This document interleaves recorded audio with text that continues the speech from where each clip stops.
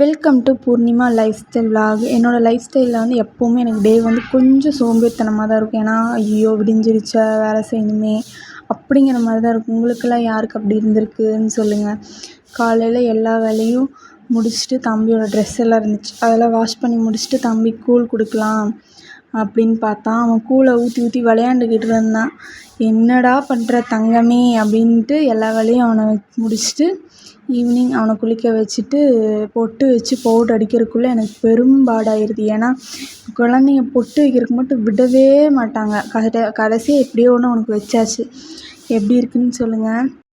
Evening டைமில் எல்லா வேலையும் முடிச்சுட்டு நானும் போய் ஃப்ரெஷ் ஆகிட்டு வந்துடலான்ட்டு குளிச்சுட்டு வந்து பார்த்தா மழை அப்படியே ஊற்றுன்னு ஊற்றுது. என்னடா இப்படி மழை பெய்யுதுன்னு பார்த்தா அந்த மழையோடு சேர்ந்து ஒரு கப் காஃபி இல்லைனா டீ குடிச்சு நல்லா இருக்குமேன்னு டீ வச்சு குடிச்சிட்டு மழையை ரசிச்சிட்டு இருந்தேன். உங்களுக்கு டே எப்படி போச்சுன்னு சொல்லுங்கள்.